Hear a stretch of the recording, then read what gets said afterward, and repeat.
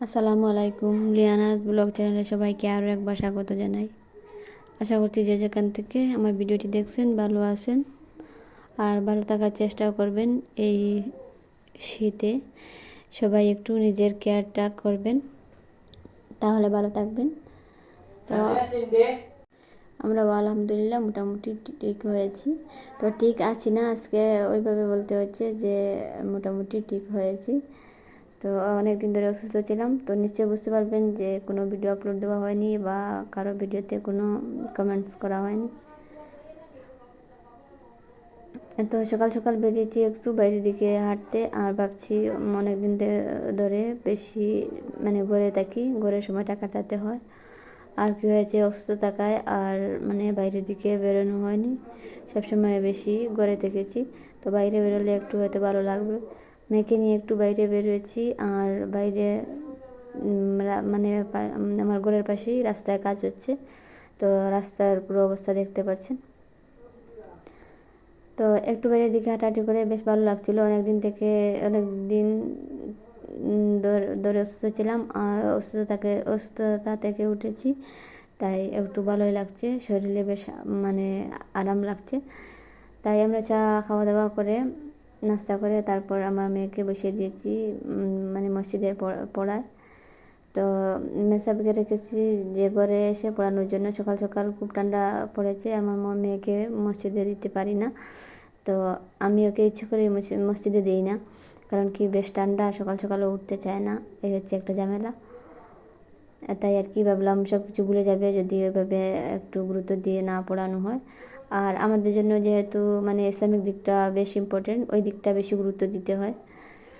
বড় হওয়ার পর দেখা যায় ওদের অনেক পড়াশোনা বেড়ে যায় বাচ্চাদের, তখন আর তেমনভাবে ইসলামিক শিক্ষার দিকে খেয়াল থাকে না, সময়ও দেওয়া যায় না।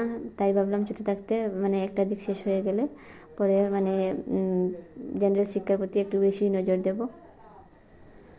তো নিশ্চয়ই দেখতে পাচ্ছেন যে আমার মেয়ে বাইরে যে টেবিলটাতে পড়াশোনা করে, এই টেবিলে আবার একটু রান্নাবাটি খেলাধুলা করে তারপর এসেছে। আর ওইখানে আবার আমি একটা অর্ডার করেছিলাম, পার্সেলটা এসে গেছে, আর আমার মেয়ে খুলছে। ভাবছি ওইটা খুলে আর গুছিয়ে রাখবো, কারণ কি অনেকগুলা ছোটো কাপড় হয়ে গেছে। লিয়ানার ছোটো কাপড় তো আছেই, আর ছোটো মেয়ের এখন বেশ কিছু কাপড় হয়ে গেছে, ছোটো ছোটো কাপড়। আর শীতের দিন আসলে যেটা হয় আর কি, সবার ঘরেই কাপড়ের ছাপটা একটু বেশি বেড়ে যায়। আর হচ্ছে কি ছোটো ছোটো মোজা, ছোটো ছোটো কাপড়, এইগুলো আর কি একটু বেশি হেরে যায়, সব সময় আর কি খুঁজে পাওয়া যায় না। তো ভাবলাম ওর ওইভাবে যদি ঝুলিয়ে রাখি তখন আর ছোটো জিনিসগুলো হারবে না, তাড়াতাড়ি পাবো।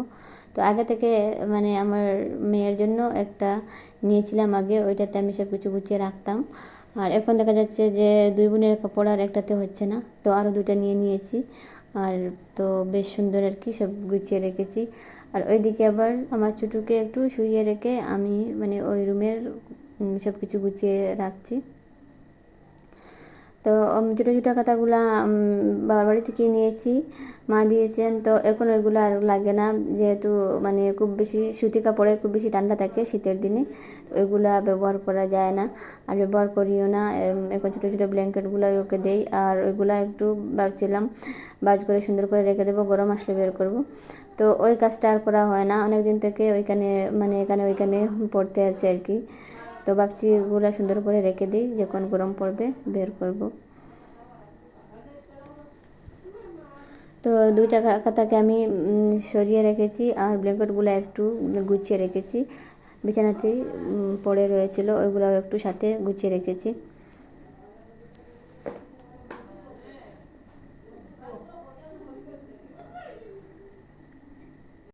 তো হয়েছে কি, অনেক দিন ধরে আমি ভিডিও দিতে পারিনি, কারণ আমি অসুস্থ হয়ে পড়েছিলাম, আমার খুব বেশি জ্বর হয়েছিল। তো 3-4 দিন জ্বরে আমি পুরো ফ্ল্যাট ছিলাম। আর আমার ছোটো মেয়েটাই এখন একটু দুষ্ট হয়ে গেছে। আগে যখন আরও ছোটো ছিল বেশ ঘুমাতো আর কি, জন্মের পর প্রথম প্রথম বাচ্চারা কয়েকদিন খুব বেশি ঘুমায়, তারপর যখন একটু বড় হয় দুষ্ট হয়ে যায়। তো এই অবস্থা আর কি, এখন ও আর তেমনভাবে ঘুমায় না, আর কাজগুলোও তেমনভাবে করতে পারি না। আর কাজ যেহেতু করতে পারি না, ভিডিও কী নেব। আর যদিও কোনো সময় কিছু কিছু কাজ করি যেগুলো না করলে হয় না, ওইগুলো করি। তারপর আর কি হয় কি ভিডিও এডিটিং করে যে ভয়েস ওভার করবো, আপলোড করব, ওই সময়টুকু আর মানে পাই না। তো মাঝে মাঝে মনে হয় হয়তো আমার আর ভিডিও দেওয়া হবে না। তো অনেক দিন কষ্ট করেছি, এখন কিন্তু আর ভিডিও দেওয়া যাবে না। কোনো কোনো সময় ভাবি যে ইউটিউবটা ছেড়ে দেবো, আর অনেক দিন কষ্ট করেছি, তাও মানে ছাড়তেও মন চাইছে না। তাই ওইসব নিয়ে আর কি বেশ কিছু চিন্তায় আছি, কী করব না করব, ছেড়ে দেবো কি না। ছেড়ে না দিলে কিন্তু অনেকটা চাপের হয়ে যায় আমার জন্য। আর এখন মানে ওইভাবেই চলছি, কিন্তু আমার স্কুলটা খোলার পর কী করব ওইটা ভেবে ভেবে মনে হচ্ছে আর কি না ছেড়ে দিই। তো দেখা যাক কী করছি না করছি, হয়তো আরও দু চারটা ভিডিও দিব, তারপর হয়তো আর দেওয়া সম্ভব হবে না। যতদিন পারছি মানে সবার সাথে থাকার চেষ্টা করছি। তো কথা বলতে বলতে আমার কাপড়গুলো গুছানো হয়ে গিয়েছে, আর এখন এসেছি রান্না করতে। তো আজকে কিন্তু টাকি মাছ দিয়ে, টাকি মাছকে আবার মানে অনেকে অনেক কিছু বলে, আমরা কিছু টাকি মাছ বলি না, সবসময় ভিডিওতে টাকি মাছ শুনে শুনে আমিও শিখে গেছি আর কি, ছ্যাং মাছই বলি। তো ছ্যাং মাছ দিয়ে ভাজা করে তরকারি করব, আর মাছ ভাজি রাখবো কিছু। তো ভিডিওর এই পর্যায়ে এসে সবাইকে একটা কমন রিকোয়েস্ট করছি যে লাইকটা দিয়ে সম্পূর্ণ ভিডিওটা দেখার জন্য। আজকে অনেক লেট করে কথাটা বলেছি, তো আমি জানি যে আজকে আমার লাইকের সংখ্যা খুব কমই থাকবে। তো প্রথম প্রথম বললে আমি দেখি অনেকটা বেশিই থাকে লাইক। তো সব কিন্তু ভিডিও শেষ পর্যন্ত থাকে না, ওইটা আমি মানে 100% শিওরই বলতে পারি। তো ওইটার কথা আর কি বলবো, মানে ওইসব নিয়ে কথা আমি বাড়াতে চাচ্ছি না। তো যাদের প্রতি আমার বিশ্বাস আছে ওরা নিশ্চয় দেখবে। আর মানে যারা ব্যস্ত মানুষ আর কি, তো ওদেরকে বলতে বলতে আর গলা শেষ হবে, কিন্তু মানে ওরা আর ঠিক হবে না। যারা আমার ভিডিওতে আজ নতুন প্রথম দেখছেন আমার ভিডিওটা, তাদেরকে রিকোয়েস্ট করছি যদি আমার চ্যানেলটার কোনো অংশ ভালো লেগে থাকে তাহলে আমার চ্যানেলটা সাবস্ক্রাইব করে পাশে থাকতে পারেন।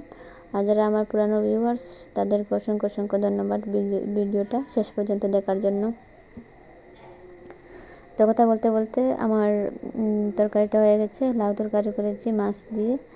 আর একদিকে আবার অফ ক্যামেরায় আমি একটা ভর্তা করেছি, আর ধনিয়া পাতা কেটে নিচ্ছি লাউ দেওয়ার জন্য। তো এখনের সিজনে একটা সুবিধা হয় যে কোনো তরকারিতে আবার ধনিয়া পাতা দিয়ে দিলে মানে স্বাদটা আরও বেড়ে যায়। তো ভর্তাটা করেছি, কিন্তু আমি অফ ক্যামেরায় করেছি, তোমাদের সাথে শেয়ার করিনি। আর তরকারি করে তারপর আমি ভাতটা বসিয়ে দিয়েছি। তো এখন হচ্ছে কি আমি ভাতটা সবসময় মানে একটু লেট করে রান্নার চেষ্টা করি, কারণ কি মানে খাওয়ার সময় হতে হতে আবার ঠান্ডা হয়ে যায়। আর মানে এই শীতের দিন আর কি আমি সবসময় ভাতটা রান্নার জন্য পিছনে রেখে দিই, প্রথমে তরকারিটা করে নিই তারপর ভাত করি। আর আমি সবসময় প্রেশার কুকারের ভাত রান্না করি। তো আমরা মানে প্রেশার কুকারের ভাত খেয়ে অভ্যস্ত হয়ে গেছি, এখন রাইস কুকারে বা অন্য কিছুতে কোনো হাঁড়িতে ভাত রান্না করলে মানে ভালো লাগে না। তো আজ হচ্ছে আজ মানে ভিডিওতে হয়তো খেয়াল হলে দেখতে পারবেন যে আমার ঘরটা তেমনভাবে গুছালো ছিল না, অনেক দিন থেকে অসুস্থতা থেকে উঠেছি, ওই জন্য আর কি ওইটা হয়েছে। তো এই পর্যন্ত ছিল আজকের ভিডিওটি।